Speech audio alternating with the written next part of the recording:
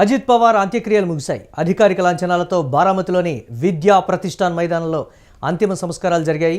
అజిత్ చితికి నిప్పంటించాడు కుమారుడు పార్థ్, అలాగే జే. దీనికి సంబంధించి నివాళులు అర్పించారు కేంద్ర హోంమంత్రి Amit Shah, Nitin Gadkari, CM Fadnavis, deputy CM Shinde. అభిమాన నేతకు వీడ్కోలు పలికేందుకు భారీగా ఎన్సీపీ కార్యకర్తలు, నేతలు అక్కడికి తరలి వచ్చినటువంటి పరిస్థితి ఉంది. సీఎం అవ్వాలనే కల తీరకుండానే అజిత్ పవార్ మరణించారు. 4 సీఎంల వద్ద 6 సార్లు డిప్యూటీ సీఎంగా పనిచేశారు అజిత్ పవార్.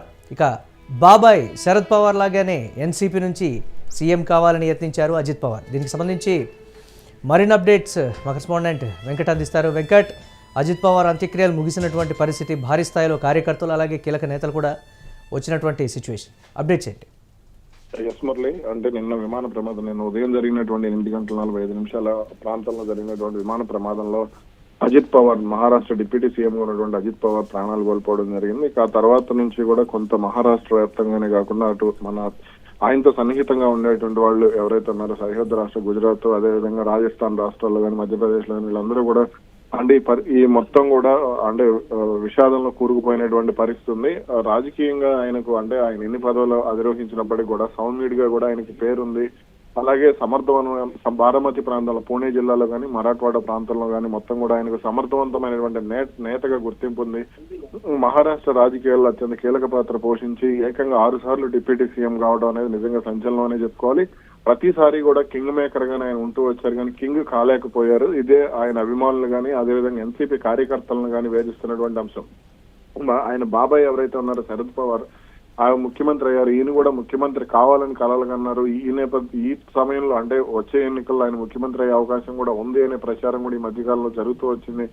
ఇటువంటి సమయంలో అజిత్ పవార్ ప్రాణాలు కోల్పోవడం అనేది నిజంగా అత్యంత విషాదకరం అనే చెప్పుకోవాలి. ఇప్పుడు ఆయన అంత్యక్రియలను కూడా ఘనంగా ప్రభుత్వ లాంఛనాలతో నిర్వహించారు. కేంద్ర ప్రభుత్వ పెద్దలు కానీ, అదేవిధంగా ఇటు రాష్ట్రానికి సంబంధించినటువంటి మంత్రివర్గం మొత్తం హాజరైంది. అదేవిధంగా ఇటు మన తెలుగు రాష్ట్రాల నుంచి మంత్రులు నారా లోకేష్, అదేవిధంగా అనగాని సత్యప్రసాద్ కూడా అంత్యక్రియల కార్యక్రమానికి హాజరయ్యారు. ఇక మొత్తం కూడా అక్కడ అంటే విషాద వాతావరణం నెలకొంది అనేది అయితే చెప్పవచ్చు. ఎందుకనంటే ఇప్పుడు నిన్నటి వరకు కూడా చలాకీగా తిరిగాడు మంత్రుల్లో కానీ, ఎమ్మెల్యేలు కానీ, వీళ్ళందరూ కూడా అటు ప్రజలు కానీ వీళ్ళ రోజు టీవీలో కనపడటం, లేదంటే అక్కడ అంటే తమతో మాట్లాడేటువంటి నేత, అంటే తమతో సంప్రదింపులు జరిపేటువంటి నాయకుడు, అటు సన్నిహితులు, వీళ్ళందరూ కూడా రోజు చూస్తున్నటువంటి మొహం ఇట్లా అకాల మరణం చెందడం అనేది నిజంగా అత్యంత బాధాకరమైన విషయం. దీంతో వీళ్ళందరూ కూడా కొంత అంటే అక్కడ మొత్తం కూడా విషాద ఛాయలు అలుముకున్నటువంటి పరిస్థితి ఉంది. అంటే దీని అంత్యక్రియలకు కూడా భారీగానే ప్రజలు కూడా హాజరవడం జరిగింది. స్వచ్ఛందంగానే తరలి వచ్చారు. వీళ్ళందరూ కూడా సొంత రవాణా ఖర్చులు పెట్టుకుని ఆయన చివరిసారి చూడాలి, ఆయనకు ఘనమైనటువంటి వీడ్కోలు పలకాలి అనే ఉద్దేశంతో ప్రజలందరూ కూడా తరలి రావడం జరిగింది. ఎస్, పార్టీలకు అతీతంగా నేతలు కూడా హాజరవడానికి సంబంధించి ఒక చర్చ అయితే నడుస్తుంది కదా. పార్టీలకు అతీతంగా కొన్ని అంశాల్లో పార్టీలకు అతీతంగా వచ్చేటువంటి పరిస్థితులు ఉండవు కొన్ని విషయాల్లో. కానీ అజిత్ పవార్ విషయంలో ఆ విధంగా లేదు. మొత్తం కూడా మహారాష్ట్ర రాజకీయాల్లో పూర్తి స్థాయిగా ఆయనకున్నటువంటి చరిష్మా కావచ్చు, లేకపోతే ఆయన తీసుకునేటువంటి నిర్ణయాలు, ఆయన ప్రవర్తన కావచ్చు, ఇవన్నీ కూడా ఒక అంశాన్ని పరిగణలోకి తీసుకోవాలని కూడా చెప్తున్నటువంటి సిచ్యువేషన్. దీన్ని ఎలా చూడాలంట?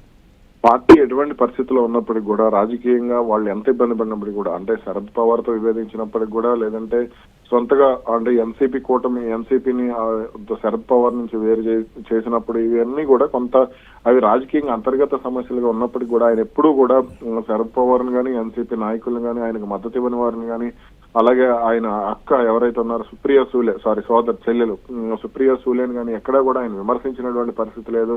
అదేవిధంగా నమ్ముకున్న వారందరికీ కూడా ఆయన న్యాయం చేశారనేది ఇప్పుడు మహారాష్ట్ర రాజకీయాల్లో కూడా వినపడుతున్నటువంటి మాట.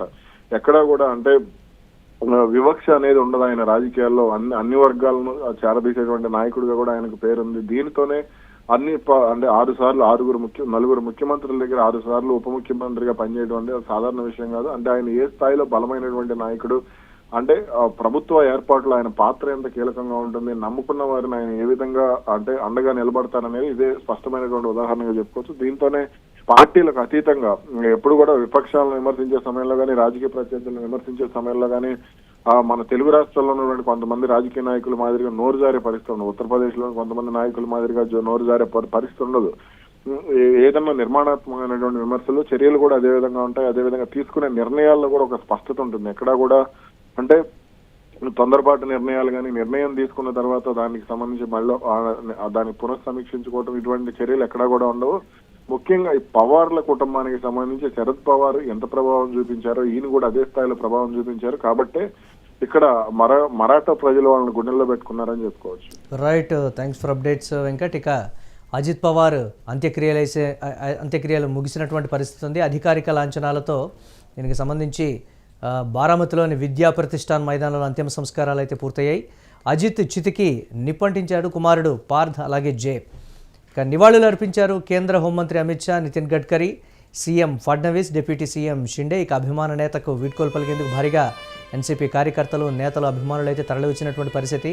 ఇక అజిత్ పవార్ విషయంలో సీఎం అవ్వాలనేటువంటి కల తీరకుండానే ఆయన మరణించారు అంటూ కూడా కార్యకర్తలు కావచ్చు, ఆయన అభిమానులు, ప్రజలు కూడా చెప్పుకుంటున్నటువంటి పరిస్థితి అయితే ఉంది. నలుగురు సీఎంల వద్ద 6 సార్లు డిప్యూటీ సీఎంగా అజిత్ పవార్ పనిచేశారంటే ఆయన పనితీరు కావచ్చు, రాజకీయంగా ఎంత బలమైన నేత కూడా చెప్పకనే చెప్తున్నారు.